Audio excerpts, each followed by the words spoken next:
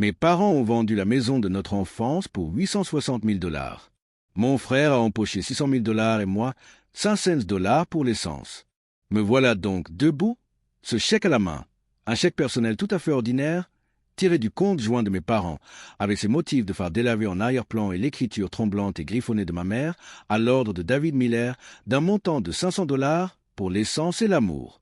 Mon frère aîné, Greg, assis en face de moi, glissait tranquillement un chèque de banque dans sa poche de poitrine, sans se vanter, sans rien cacher, juste soulagé, ce soulagement mêlé de sueur qu'on ressent quand on a vécu au bord du gouffre pendant des années. Et je savais, sans même voir le montant, que son chèque n'était pas une petite somme, car je connaissais le prix de vente, je connaissais les chiffres. Pendant que le serveur versait de l'eau, mon esprit calculait sans relâche, et je réalisais que Greg venait de recevoir environ 600 000 dollars, tandis que ma sœur Sarah, assise à côté de moi, était seule. L'addition affichait 2 000 dollars, et ma mère, les yeux humides, déclara combien elle était fière de nous tous, combien il avait été difficile de vendre cette maison après 40 ans, mais qu'ils avaient voulu le faire maintenant, de leur vivant, pour que nous puissions profiter de notre héritage. Mon père coupa son steak avec une agressivité inutile, évita mon regard lorsque je fis simplement remarquer 500 dollars, sans accusation, juste une observation. Il répliqua que j'habitais à 3 heures de route, que cela couvrirait les frais de voyage et un bon dîner. Lorsque je désignai le sac de Greg, ma mère m'interrompit, disant que Greg était à une autre étape de sa vie, qu'il avait besoin d'un nouveau départ, que c'était un investissement pour son avenir. Quelque chose en moi se contracta, pas bruyamment, pas dramatiquement, mais de façon définitive, car je compris que je n'étais pas à un dîner de famille, mais sur les lieux d'un vol. Pour comprendre pourquoi ce chèque a été perçu comme un coup de couteau, il faut savoir comment fonctionnait la famille Miller. Nous étions 3, mais en réalité, il n'y en avait qu'un, Greg, l'aîné, le meneur de jeu, toujours souriant et travailleur acharné. Sarah et moi, nous étions de la figuration. Greg n'était pas un enfant de cœur, loin de là. C'était le genre à contracter un deuxième prêt immobilier sans rien dire à sa femme, le genre à dilapider l'argent destiné aux études des enfants. Pendant 20 ans, mes parents l'avaient renfloué, payant le loyer, remboursant ses dettes, prétextant la malchance et disant qu'il avait bon cœur.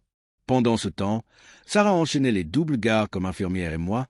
Comptable, je faisais des économies, réparais leurs appareils électroniques, m'occupais de leurs impôts, tondais leurs pelouses. Il y a 6 mois, ils nous ont annoncé qu'ils vendaient la maison, à parts égales, pour que nous ayons une sécurité financière. Ce mot, « égal », m'apportait pendant des mois, Kamapa aurait signifié un foyer, une reconnaissance, et pas seulement le rôle du fils fiable qui donne un coup de main. Alors j'ai repeint des murs, conduit tout le week-end, tandis que Greg est apparu une seule fois, brièvement. La maison a été vendue 860 000 dollars, et après les dépenses. Il restait environ 600 000 dollars, qui ont presque entièrement fini dans la poche de Greg, car elle était soi-disant en difficulté, paris sportif, personne dangereuse, et mes parents lui avaient sauvé la vie, tandis que Sarah pleurait et disait avoir sacrifié des jours de vacances. Mon père, lui, rétorquait qu'elle avait un mari, 2 salaires, et que Greg était seul. Quand j'ai affirmé haut et fort que Greg était toxicomane et n'avait pas besoin d'argent, mais d'aide, mon père a frappé du poing sur la table et m'a traité David. Je me suis levé, j'ai déchiré le chèque et j'ai déclaré que ce n'était pas une fête, mais un jugement, que ma responsabilité ne valait rien. Je suis parti avec Sarah, qui a gardé son chèque en prétendant que c'était ses frais de ménage. Les mois suivants ont été un véritable déferlement de reproches, de messages et de promesses de changement de la part de Greg. Je restais silencieux, je travaillais, j'ai obtenu une promotion et j'ai acheté une maison plus petite. Des mois plus tard, j'ai découvert que Greg avait un nouveau camion et qu'il était à Las Vegas. 8 mois après, j'ai reçu l'appel de la police, conduite en état d'ivresse, accident.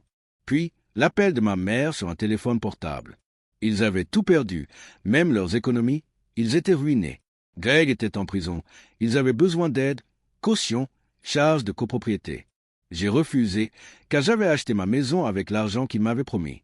Quand ils m'ont proposé de venir vivre chez moi, j'ai compris qu'ils n'avaient jamais cessé de me prendre.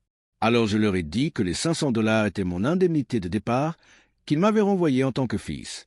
Plus tard, assis dans mon salon inachevé, sentant la sueur et la peinture, j'ai vu le chèque rafistolé dans son cadre, accroché au mur, un rappel de ce que je valais à leurs yeux et du prix de la liberté. Sarah est venue avec du vin. On a ri ensemble. Elle m'a dit qu'elle avait dépensé son argent en thérapie.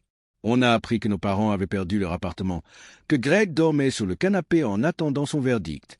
Parfois, je me demande si je devrais culpabiliser, mais ensuite je vois ce chèque de 500 dollars et je sais qu'ils ont fixé le prix, que j'ai payé, et que c'était la meilleure affaire de ma vie.